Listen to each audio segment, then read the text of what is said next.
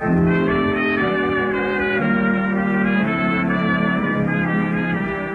President John Henry Heath, and you're listening to Enclave Radio, the voice of warmth and reason in this cold, unreasonable world.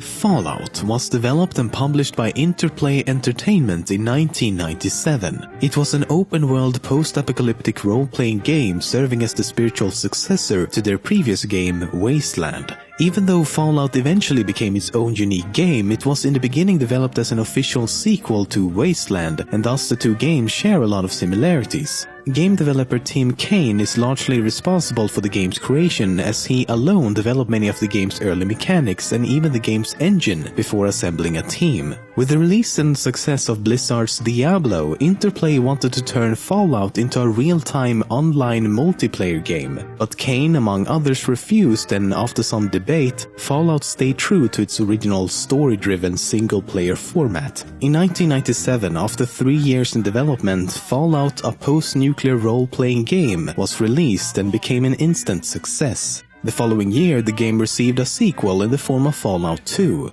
Beginning in 2004, Interplay got into some legal issues and faced bankruptcy. In an attempt to save the company, they sold the rights for the entire Fallout franchise to Bethesda Game Studios. Bethesda set out to completely revamp the series and moved away from the isometric turn-based gameplay the Fallout games had so far been known for. Instead, Fallout 3 was a first- and third-person real-time combat action RPG.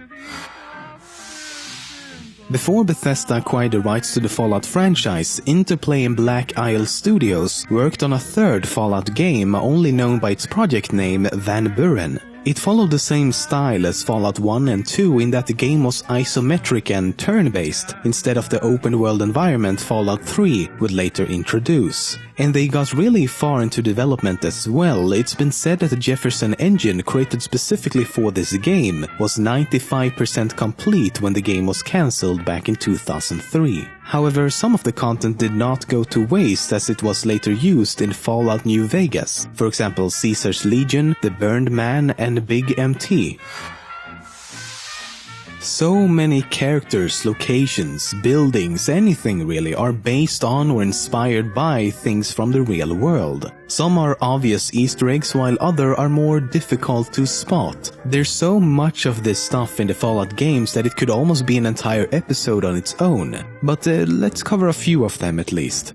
In the first Fallout, you can sometimes randomly encounter an old-fashioned British police box. If the player tries to approach this box, it will slowly begin to fade away. This is of course a reference to the time travel machine featured in Doctor Who. In Fallout 3, you can find a weapon named Callahan's Magnum, which is an exact replica of the gun used in the Dirty Harry movies. At the exact center of the map in Fallout 3, you'll find a post with a sign that reads TES-04. This is a reference to the Elder Scrolls 4 Oblivion, also developed by Bethesda. In Fallout 3, you can find this monument, which is a reference to Interplay and the logo they used in Fallout 1 and 2. Mr. New Vegas in Fallout New Vegas is voiced by Wayne Newton, who is known as Mr. Las Vegas in real life.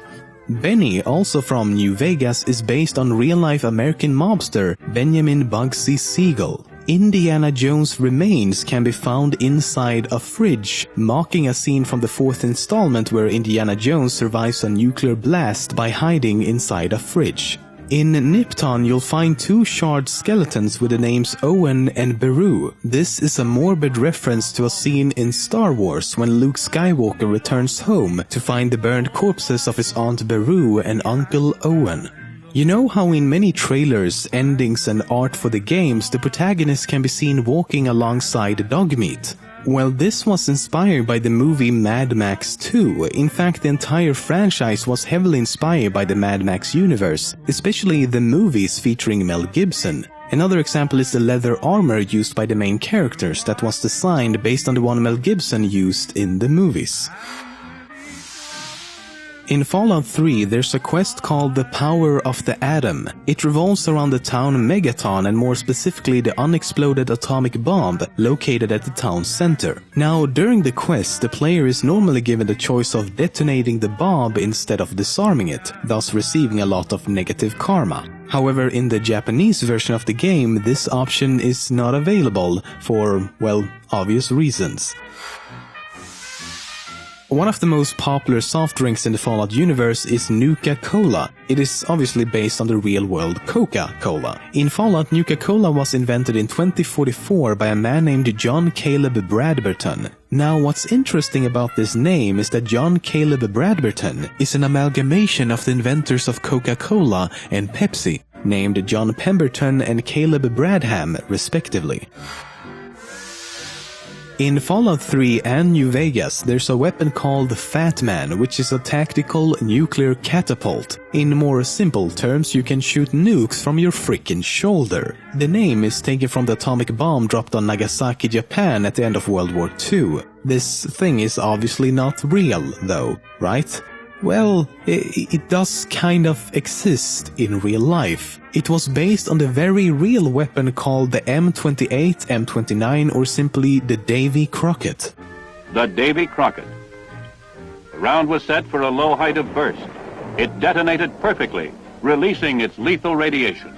It could fire a small atomic round, releasing extreme and deadly amounts of radiation. It was developed during the Cold War and was deployed with US Army forces between 1961 and 1971. The biggest difference is that in the game the weapon is shoulder-mounted, while in real life it stands on a tripod. If you play and complete the original Fallout and then wait for the end credits to start rolling, try typing boom and this will happen. The guy whose head is exploding is none other than the creator of Fallout himself, Tim Kaine.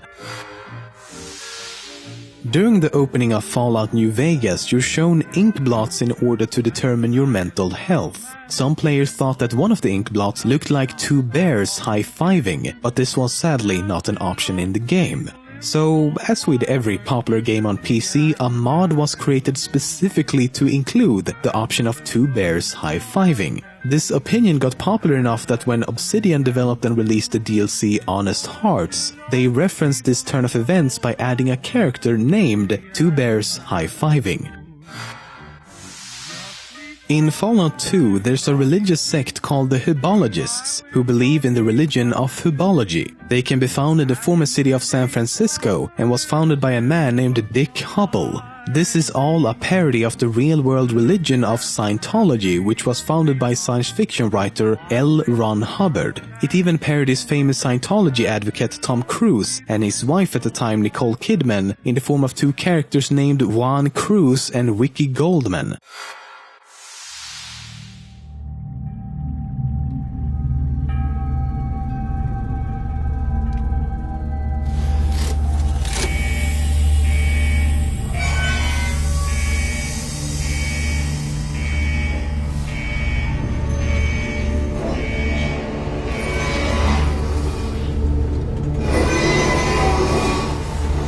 Officially, the vaults in the Fallout universe were shelters designed to protect the American population from a nuclear holocaust. However, with a population of almost 400 million by 2077, Vaultec would need to build around 400,000 vaults that could shelter 1,000 people each. This was all a facade. The government and Vaultec never actually believed this would happen and only built 122 vaults. Not in an attempt to save humanity, but as social experiments on pre-selected segments of the population to see how they would react to the extreme conditions of living in complete isolation.